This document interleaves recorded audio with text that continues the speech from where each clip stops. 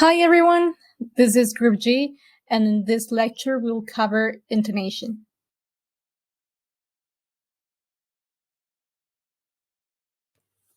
Our first question is, how do you associate the terms old versus new with the notion of common ground?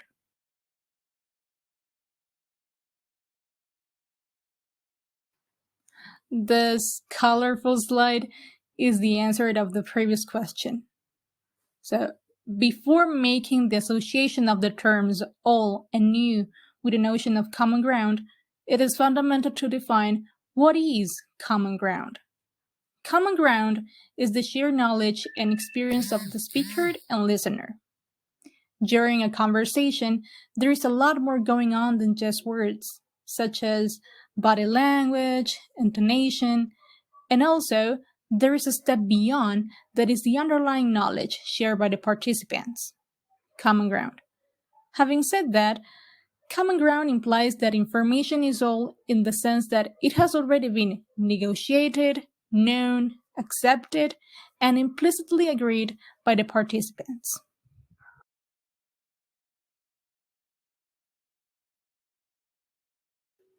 The participants of a conversation link their minds through shared experiences.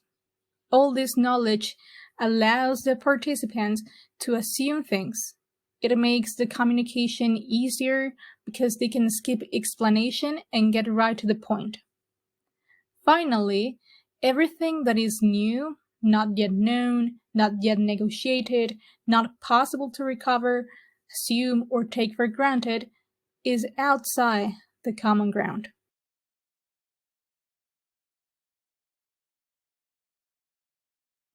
How do the concepts of proclaiming and referring relate to the notion of common ground?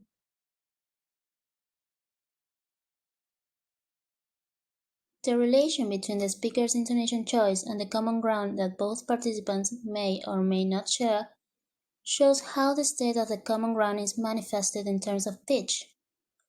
This decision depends on the way in which the speaker wishes his assessment to appear to the listeners. This intonation choice is binary and depends on whether the speaker considers that the information that he or she portrays is additional to the common ground, which would be marked by a pitch that ends with a falling movement, or he considers that the given information is already shared and part of the common ground between speaker and hearer, and therefore he would use a pitch that ends with a rising movement.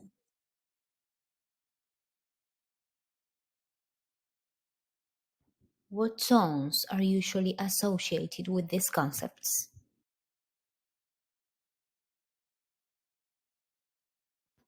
The tones that are usually associated with the concept of proclaiming are the falling that can be transcribed with the sign of an arrow going down, and rising falling tone that can be transcribed with the sign of an arrow going up and down.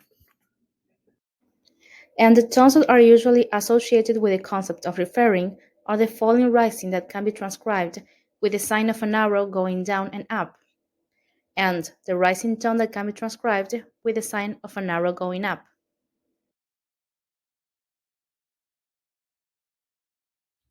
To exercises 1 and 2 in Discovery Activity 85.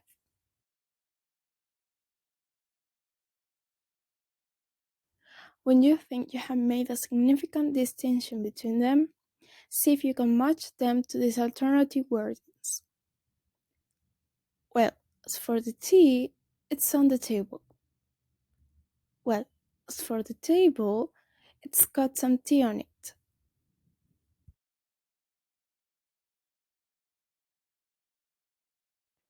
Thanks for listening. Stress less, smile more.